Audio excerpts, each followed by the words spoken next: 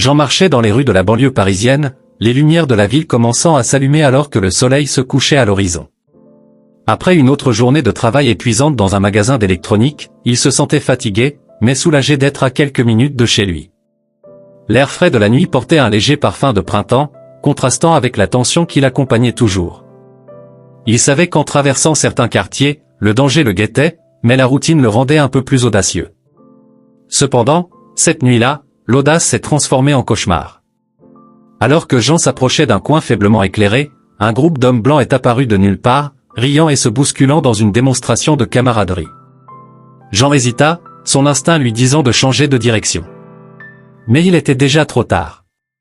L'un d'eux, un ancien footballeur prénommé Julien, l'a reconnu et a crié « Regardez qui nous avons ici, le garçon de magasin ». Les rires se répandirent parmi le groupe et Jean sentit la peur se serrer dans sa poitrine. « Je suis désolé, je ne veux pas d'ennui », tenta de se justifier Jean, la voix presque brisée. Mais ses paroles n'ont pas été entendues.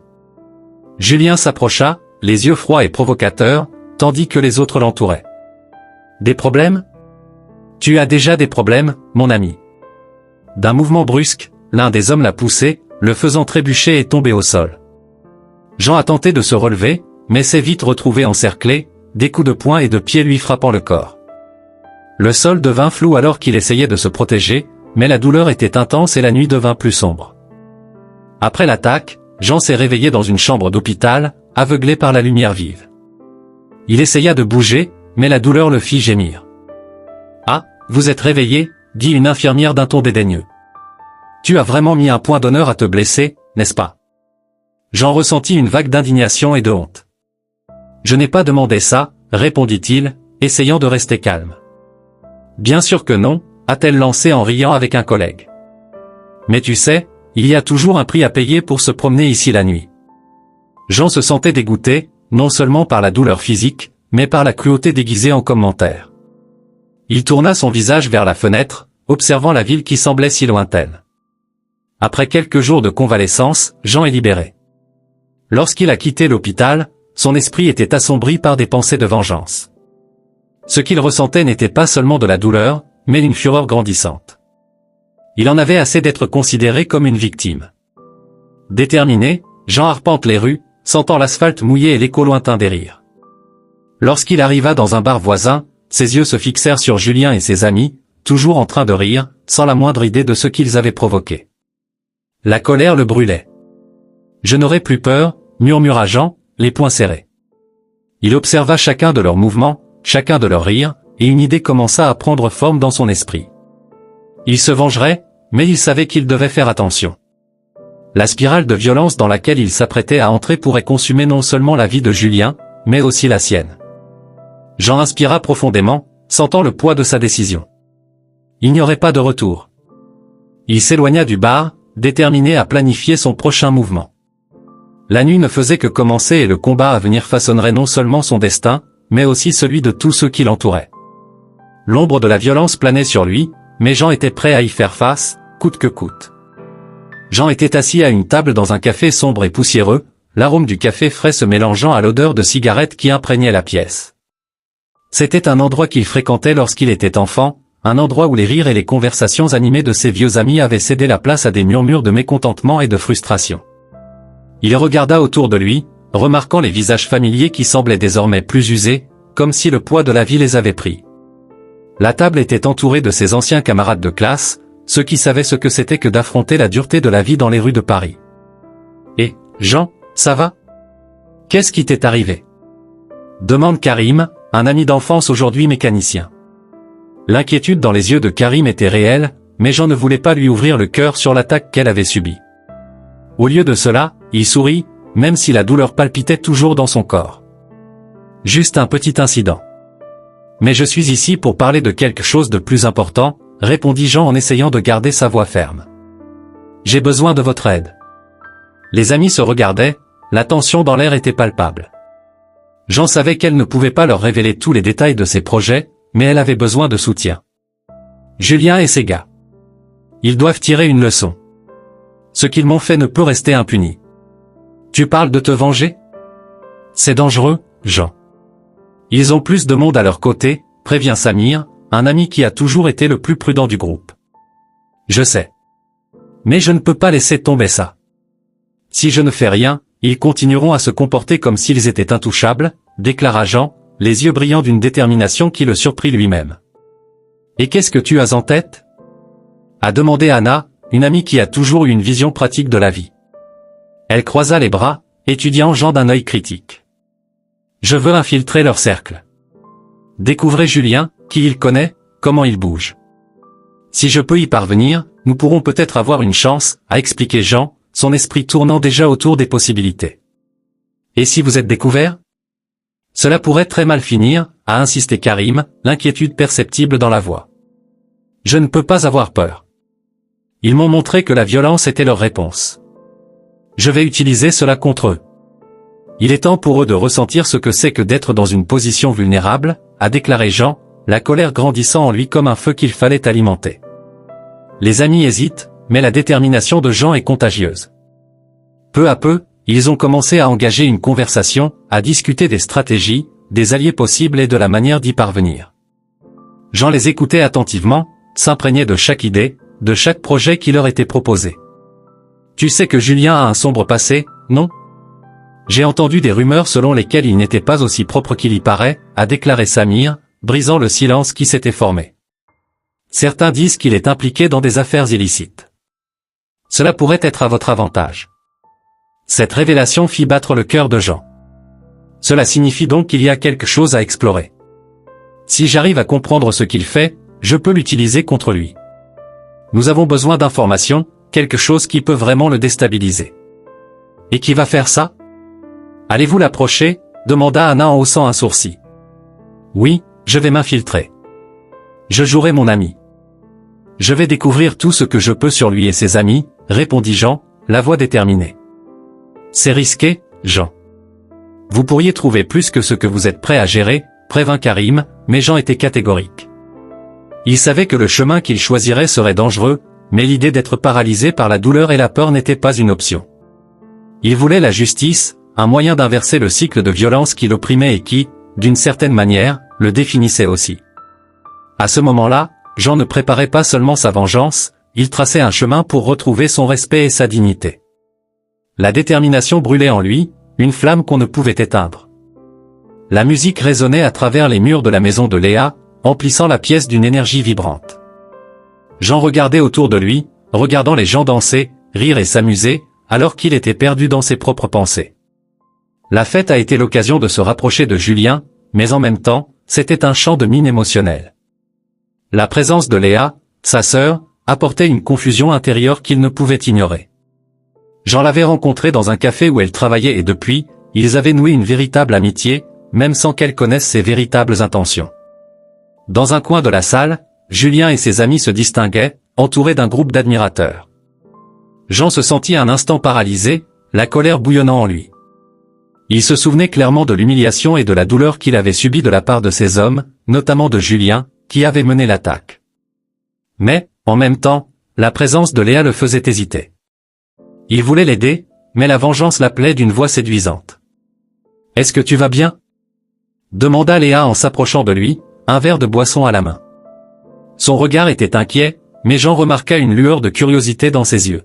« Je pensais juste. »« C'est une fête cool, » répondit Jean, essayant de garder sa voix légère. « Avez-vous organisé tout cela ?»« Oui.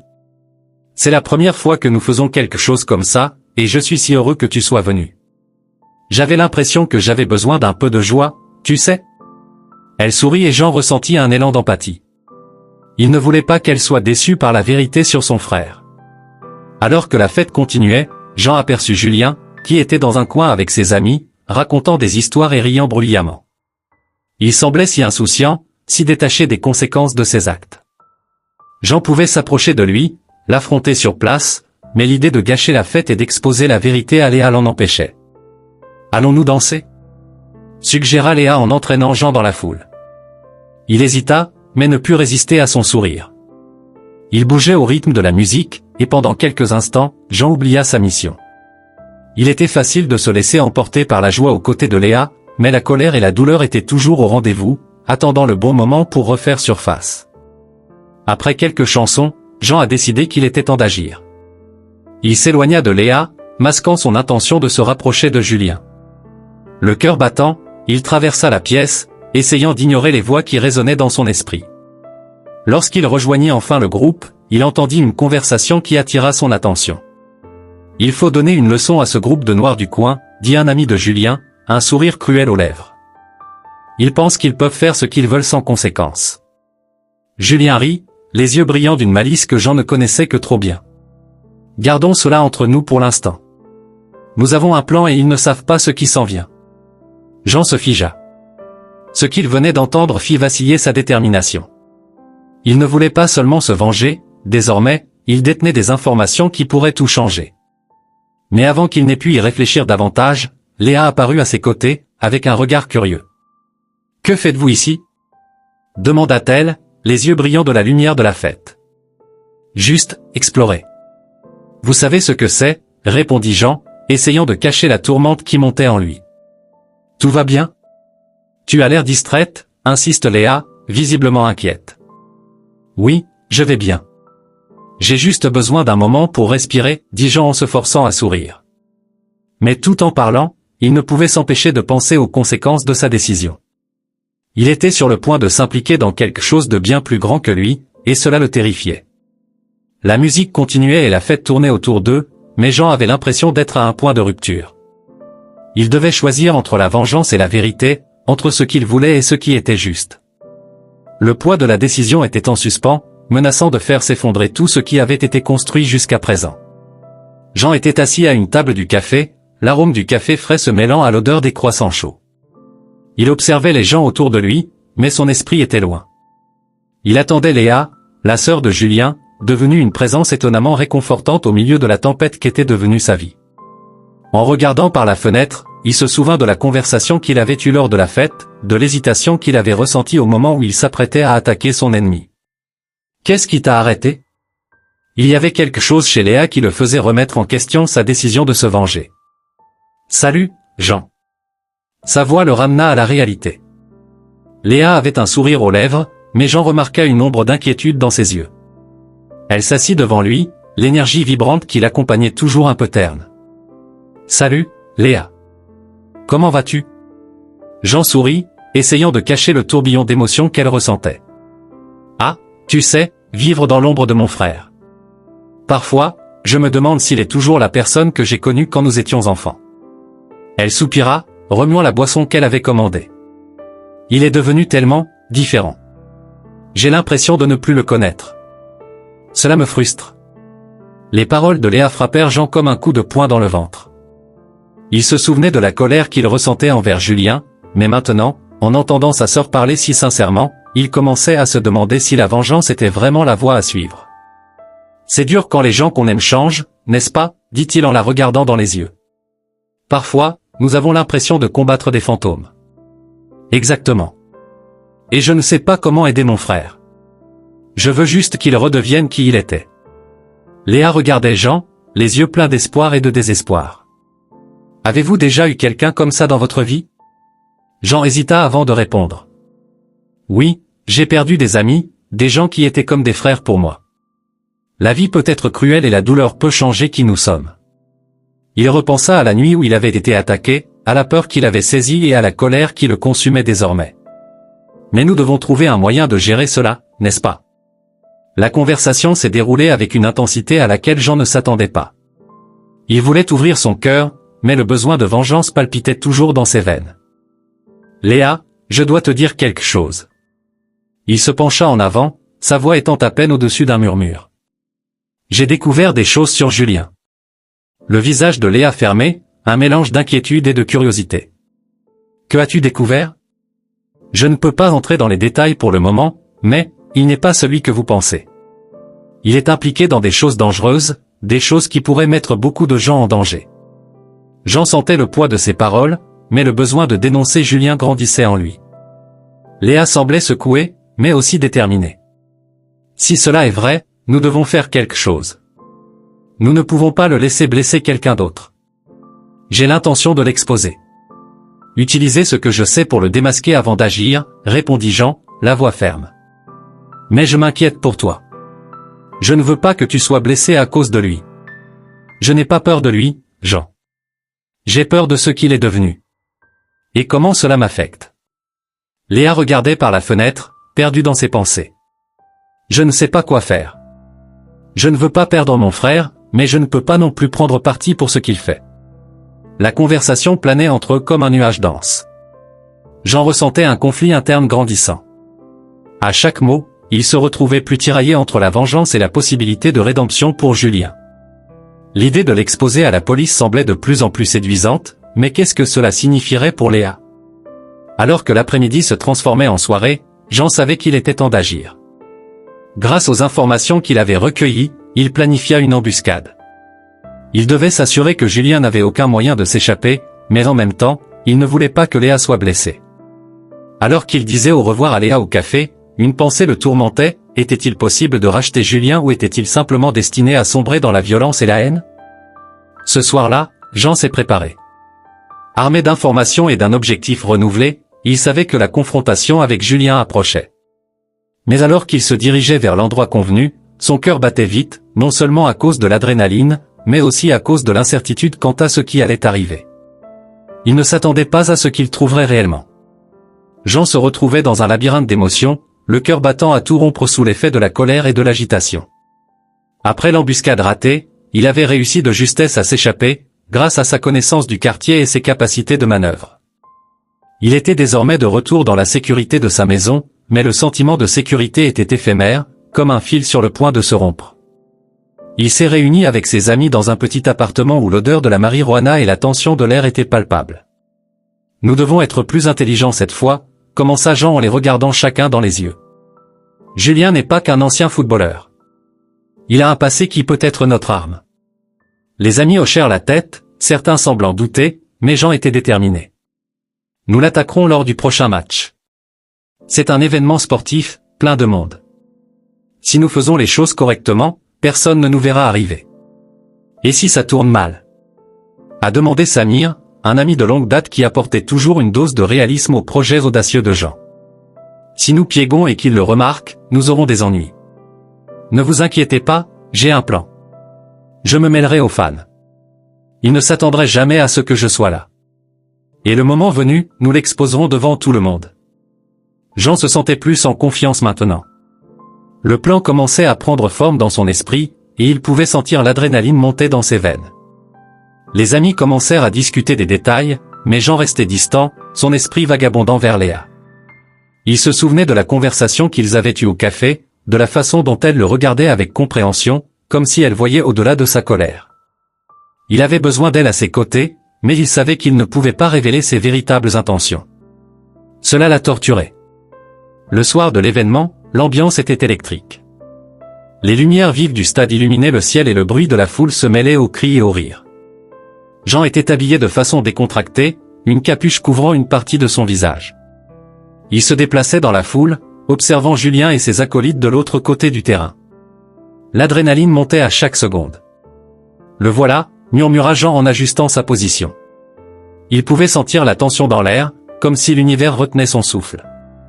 Le jeu a commencé et les vibrations de la foule ont palpité comme un cœur vivant. Jean se dirigea vers le secteur où se trouvait Julien, les mains moites à mesure que le plan se déroulait. Cependant, à mesure qu'il s'approchait, une conversation attira son attention. Deux personnages se distinguaient dans la foule et Jean reconnut la voix de Julien. Cette fête a été un désastre. Si je ne m'étais pas débarrassé de lui, dit Julien d'une voix pleine de mépris. Jean s'arrêta. Qu'est-ce qu'il veut dire par là, pensa-t-il en se rapprochant un peu, mais en restant dans l'ombre. Il ne voulait pas être vu. Vous savez que la police vous surveille, n'est-ce pas? Une mauvaise action et nous pouvons tous nous faire avoir, a répondu l'un des complices. Les paroles de Julien ont transpercé Jean comme un poignard. Il n'avait pas seulement affaire à un agresseur, mais à quelqu'un au passé sombre, peut-être rempli de crimes qui affectaient non seulement lui, mais aussi sa propre communauté. Jean sentait bouillonner en lui la colère, mais aussi la confusion. Que ne savait-il pas d'autre sur Julien? Il recula lentement, son esprit tournoyant comme une tempête. Jean savait qu'il devait agir, mais le doute le consumait. Que faire de ces nouvelles informations? S'il dénonçait Julien maintenant, il pourrait tout risquer, y compris la vie de Léa, qui n'a rien à voir avec les agissements de son frère. Cela doit être bien fait, pensa Jean, sentant la pression monter. Il ne pouvait plus laisser la colère le guider. Jean inspira profondément, décidant qu'au lieu d'agir de manière impulsive, il devrait trouver un moyen d'utiliser cette information à son avantage. Il ne cherchait pas seulement à se venger, il voulait la justice. Et pour y parvenir, il lui faudrait être plus rusé que jamais. Jean inspira profondément en s'approchant de Julien, le cœur battant à tout rompre dans sa poitrine. Il avait passé des jours à planifier ce moment, mais maintenant qu'il était si proche, l'adrénaline commençait à se mélanger à l'incertitude. C'était un jeu dangereux et il savait qu'il ne pouvait pas hésiter. Julien était entouré d'un groupe d'amis, riant et racontant ses exploits, comme si ses actes n'avaient aucune conséquence. Jean se souvint des rires qu'il avait entendus la nuit où il avait été attaqué et ressentit un élan de colère. « Salut Julien », dit Jean, la voix ferme, mais la tension dans son corps était palpable. Les yeux de Julien se tournèrent vers lui, et l'expression méprisante se transforma bientôt en un sourire dédaigneux. « Que veux-tu, Jean ? Êtes-vous venu ici pour vous excuser de vous être impliqué là où vous n'étiez pas censé le faire ?» Le ton de Julien était provocateur et ses amis rirent. Jean restait calme, se souvenant de ce qu'il avait découvert.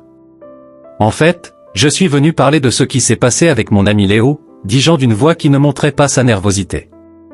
Il remarqua le changement soudain dans l'expression de Julien, qui devenait plus sérieuse à chaque mot qu'il prononçait. « Vous vous souvenez de lui, n'est-ce pas ? Le garçon que vous et vos amis avez battu à la sortie de l'école ?» Un murmure parcourut le groupe et l'expression de Julien se durcit. « Vous ne savez pas de quoi vous parlez ?» dit-il en essayant de garder son sang-froid. « C'était il y a des années. »« Des années que tu essaies encore de te cacher » rétorqua Jean en s'avançant. « Tu n'es pas qu'un agresseur, Julien. Vous êtes un fugitif. Ce qu'il a fait à Léo n'était pas seulement de la violence, c'est un crime qui a détruit sa vie et celle de beaucoup d'autres. » À ce moment, Léa apparut, le regard confus entre les deux hommes. Elle venait de rejoindre le groupe, mais l'ambiance était chargée de tension. « Que se passe-t-il ici ?» demanda-t-elle, ses yeux alternant entre Jean et Julien. « Je parle juste à Jean de choses du passé, » dit Julien pour tenter de détourner l'attention. Mais Jean n'allait pas le laisser s'en tirer aussi facilement. « Léa, tu as besoin de connaître la vérité, » dit Jean, le regard concentré et déterminé. « Julien n'est pas celui que vous pensez. Ce n'est pas seulement un tyran, il est responsable de ce qui est arrivé à Léo. Il a fui ses responsabilités et continue de vivre comme si de rien n'était. » Le silence tomba sur le groupe et Léa regarda Julien, les yeux plissés de suspicion. « Julien, est-ce vrai ?» Sa voix tremblait, mais il y avait dans son regard une fermeté à laquelle Jean ne s'attendait pas. Julien hésita, une fraction de seconde qui parut une éternité. « Ce n'est pas ce qu'il paraît, Léa. Vous ne comprenez pas ? » « Je comprends très bien. » L'interrompit Léa, la colère montant dans son ton. « Vous vous placez toujours au-dessus des conséquences. Tu fais du mal aux gens, Julien. Et maintenant, cela vous revient. » L'atmosphère devenait de plus en plus lourde. Les amis de Julien commencèrent à murmurer, ne sachant pas comment agir. Jean a réalisé qu'il y avait une opportunité. « Tu dois faire face à ce que tu as fait, Julien. Vous ne pouvez pas continuer à vous enfuir. » À ce moment-là, des sirènes commencèrent à résonner au loin et les murmures se transformèrent en une vague de panique. « La police !» Quelqu'un a crié et la tension est montée. Julien regarda autour de lui, réalisant déjà que la situation était hors de son contrôle. « Tu ne peux pas faire ça, Jean. Vous ne savez pas ce que vous faites. » Il essaya de s'éloigner, mais Jean le gênait. « Je ne te laisserai pas t'échapper cette fois, » dit Jean avec une détermination renouvelée. La vérité éclate toujours, et c'est aujourd'hui que vous devez rendre des comptes. La police est arrivée rapidement et les agents ont commencé à se disperser sur les lieux. « Jean !» cria l'un d'eux en le reconnaissant. « Est-ce que tu vas bien ?»« Je le suis », répondit-il sans détourner les yeux de Julien. « Il doit être arrêté. Il est responsable de crimes graves. » Les policiers se sont approchés de Julien qui, se rendant compte qu'il n'avait aucun moyen de s'échapper, a tenté de discuter. « C'est une erreur. Je n'ai rien fait. » Mais sa voix était faible et manquait de conviction. « Vous êtes en état d'arrestation pour voie de fait et fugitif, » a déclaré l'un des policiers en menottant Julien. Le groupe regardait en silence et Léa restait immobile, son expression de choc se transformant en soulagement. Jean ressentait un mélange d'émotions. La colère qu'il avait consumée commençait à se dissiper, laissant la place à un sentiment de justice. Il avait fait face à ses peurs et à la vérité, et maintenant il pouvait enfin respirer sans que l'ombre de la vengeance ne pèse sur lui. « Merci Jean », dit Léa, les larmes aux yeux. « Je ne savais pas. Je suis désolé de ne pas l'avoir vu plus tôt. »« Ne t'inquiète pas, Léa. L'important, c'est que maintenant la vérité soit dévoilée, » répondit Jean, le cœur léger. Il s'est rendu compte que malgré toutes les souffrances, il existait un chemin vers la rédemption. La violence qui l'entourait ne le définirait plus, il pourrait construire un avenir différent, non seulement pour lui-même, mais pour tous ceux qui l'entourent.